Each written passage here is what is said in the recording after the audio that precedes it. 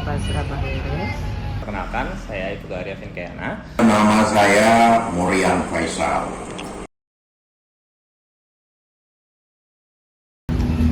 Perbedaan pendapat itu cara pandang masing-masing orang yang berbeda-beda. Jadi setiap orang mempunyai pandang masing-masing.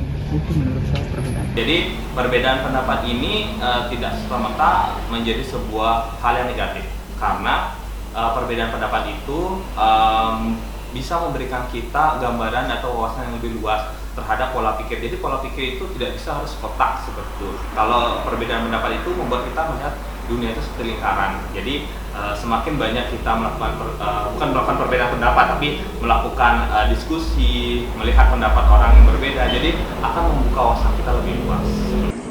Sepanjang itu masih di dalam lingkup ataupun koridor hukum yang bisa dipertanggungjawabkan, dan tentunya tidak kita menyampaikan hal-hal yang sifatnya itu merusak.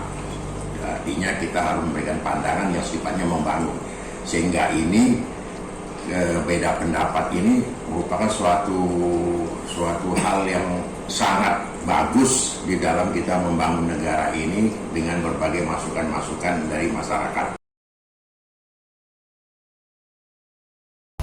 Ya, Pancasila sudah menduduki perbedaan pendapat yang isinya ada terkandung di sila Pancasila. Pancasila itu kan mewakili Bhinneka Tunggal Ika, jadi mewakili berbagai macam hal yang berbeda yang ada di Indonesia dan menjadi satu kesatuan seperti itu. Jadi secara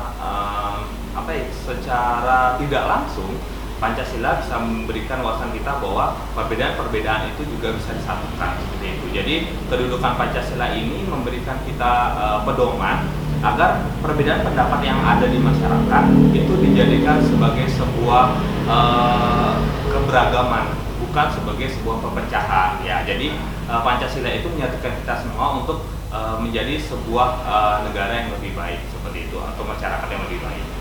Dan sebenarnya Pancasila dalam hal ini sudah mengayomi atau memberikan suatu peluang bahwa kita semua mempunyai hak untuk menyampaikan pendapat, dan oleh Pancasila terutama dalam sila keempat yang menyatakan bahwa kerakyatan yang dipimpin oleh hikmah kebijaksanaan dalam permusyawaratan perwakilan, di mana kita ini semua orang bisa saja sudah menyampaikan pendapatnya, dan dalam hal ini sudah diwakilkan dengan wakil-wakil kita yang kita selalu pilih dalam pemilu, yaitu sebagai DPR. Nah, mereka inilah yang nanti yang menyampaikan ataupun merumuskan kalau ada beda-beda pendapat yang menjadi mengambil suatu keputusan secara musyawarah dan mufakat. Menurut saya mungkin pejabat publik untuk masalah KKN-nya sebaiknya mungkin tidak boleh dilakukan. Ya boleh Bu ya? Iya, menurut saya. Karena sebagai pejabat publik harus mempunyai pandang cara yang sama kepada yang lain. Jelas tergantung bagaimana dia memanfaatkannya sendiri. Kalau memang kita lihat ada dua pola yang ada di Indonesia. Satu, memang orang yang punya kekuasaan ingin dapat sesuatu yang lebih, dalam artian ingin spesialisasi, atau orang-orang pejabat yang punya kekuasaan menggunakan kekuasaannya untuk melakukan sesuatu yang baik seperti itu. Jadi konteksnya ada yang memang menuntut, ada yang memang istilahnya tujuannya baik kayak gitu. Bisa kita lihat contohnya seperti ini. Kalau dia sendiri punya punya kekuasaan, terus dia misalnya minta, tolnya saya ingin makan di sini gratis, atau saya harus disediakan hotel bintang 5 dan sebagainya dalam bentuk pelayanan, misalnya dia diundang atau dia kampanye seperti itu jelas menyalahi aturan seperti itu. Tapi kalau kita lihat beberapa pejabat publik di Indonesia juga menggunakan kekuasaannya itu seperti ya, kita contohnya beberapa kayak yang dulu mungkin ya, sorry kalau saya tersebut misalnya Ahok kayak gitu, atau Pak Jokowi. Mereka bisa menggunakan kekuasaannya dengan cara yang tepat, kayak gitu, memaksa orang-orang pejabat yang lain untuk bergerak menangani masalah yang ada di masyarakat lebih cepat. Sebab kalau kita lihat pelayanan kita itu memang masih lemah dan masih ya sekedarnya aja gitu loh, sehingga kadang-kadang masyarakat merasa dirugikan. Tapi dengan pejabat-pejabat yang bisa gerak cepat, kemudian dia mendobrak aturan-aturan yang ada, formalitas dan administrasi yang ada, sehingga masyarakat merasa bahwa permasalahan mereka didengarkan seperti itu, dan itu adalah contoh penggunaan kekuasaan yang benar. Tapi kita nggak bisa pungkiri kalau Indonesia masih menjadi ya deretan negara terkorup yang masih menggunakan kekuasaan untuk hal-hal seperti itu. Kayak itu kita nggak bisa bilang. Semoga kedepannya Indonesia bisa lebih baik. Jelas ini sudah tidak benar, karena uang yang dikorupsi itu jelas hanya tadinya untuk kepentingan rakyat yang secara keseluruhan, dan tentunya ini hanya untuk mementingkan diri sendiri. Jadi tidak benar ini kalau misalnya masih ada pejabat-pejabat yang melakukan tindak pidana korupsi. Menurut saya itu tidak boleh dilakukan untuk pelayanan masyarakat ke setiap orang. Jadi cara mereka melayani harus sama, tidak boleh dibeda-bedakan. Jadi tindakan saya itu, saya mungkin harus mengatakan ke pelayan masyarakat supaya tidak melakukan seperti itu. Kalau saya menyikapinya sendiri bahwa terkadang ada dua poin. Kalau dalam hal keadilan adalah itu salah, karena perbedaan seperti itu, apalagi kita sebagai pelayan masyarakat ya, membedakan itu adalah sesuatu yang tidak sesuai SOP, standar operasional prosedur dalam tata negara atau pelayanan di sebuah instansi seperti itu.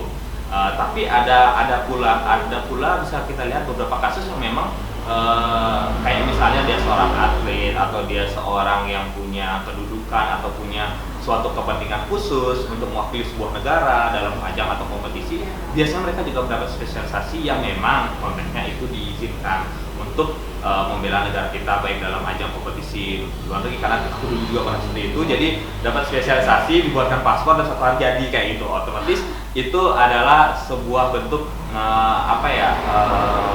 konteks khusus seperti itu. Yang sebenarnya tidak boleh terjadi ya, karena pelayanan itu adalah tugas kewajiban seorang pelayan publik yang diberikan kepada seluruh masyarakat, dan masyarakat itu punya hak dan kedudukan yang sama untuk menerima pelayanan dari pejabat publik. Nah, dalam membeda-bedakan demikian ini juga jelas ini bahwa ada terkesan pilih bulu, pilih kasih kepada seseorang yang dianggap dia akan memberikan suatu pelayanan yang lebih. Seharusnya ini tidak terjadi. Semua harus diberikan layanan semaksimal mungkin sesuai dengan tugas dan kewajibannya, dan sesuai dengan apa yang sudah diatur dalam undang-undang atau peraturan-peraturan yang berlaku.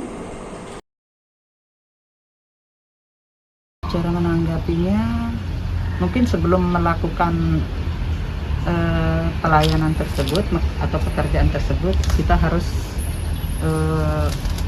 mengkonfirmasi dulu apa yang harus kita lakukan dan upahnya berapa, harus disesuaikan. Jadi kalau tidak sesuai, mungkin saya akan tidak melakukannya. Oh baik, mungkin seperti itu ya? Iya, karena tidak sesuai dengan apa yang dijanjikan. Oke. Ya. Kalau saya sendiri kembali lagi sebagai pelayan masyarakat, otomatis saya harus tahu fokus saya bukan mencari uang, tapi fokus saya adalah melakukan pekerjaan saya sesuai dengan apa yang saya sudah sepakati bersama di awal seperti itu. Tahu bahwa kita akan menerima imbalan atas jasa kita itu dalam bentuk materinya bagaimana akan kita terima. Di sini kita sudah membayangkan dan kita sudah memperkirakan bahwa itu sesuai dengan jasa yang kita berikan. Oleh karena itu ya, kalau dirasakan kecil, ya tentu kita juga melihat dengan kemampuan kita kalau apakah itu bisa memfasilitasi atau untuk menunjang kehidupan kita, ya silakan kita memikirkan untuk langkah selanjutnya. Dan khusus untuk setiap, kembali lagi, kalau misalnya orang ada menjanjikan dia sesuatu yang lebih besar, kemudian dia dengan harapan memberikan pelayanan yang lebih, ini juga kembali lagi, kalau pelayan publik itu tidak boleh membeda-bedakan. Dia harus memberikan pelayanan semaksimal mungkin sesuai dengan kemampuannya dan sesuai dengan rambu-rambu yang ada. Dan imbalan yang diterima itu sudah ada aturan-aturannya. Berapa dia harus dan bisa dia terima untuk menunjang kehidupannya.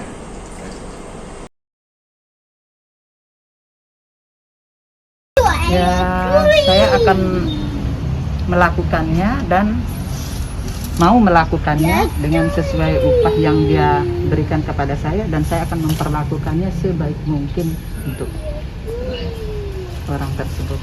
Itu Konteksnya kita nggak boleh melakukan gratifikasi seperti itu, menerima apapun baik itu sebenarnya makanan, bukan dapatkan ada nilainya juga sebenarnya, nanti itu diatur dalam undang-undang kalau nggak salah.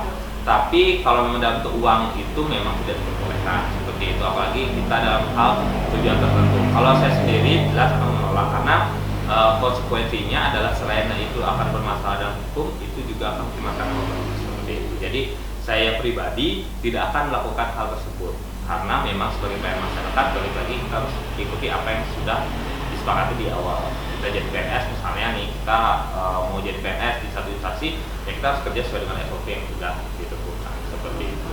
Kalau misalnya orang ada menjanjikan dia sesuatu yang lebih besar, kemudian dia dengan harapan memberikan pelayanan yang lebih, ini juga kembali lagi, kalau pelayan publik itu tidak boleh membeda-bedakan. Dia harus memberikan pelayanan semaksimal mungkin sesuai dengan kemampuannya dan sesuai dengan rambu-rambu yang ada. Dan timbalan yang diterima itu sudah ada aturan-aturannya, berapa dia harus dan bisa dia terima untuk menunjang kehidupannya.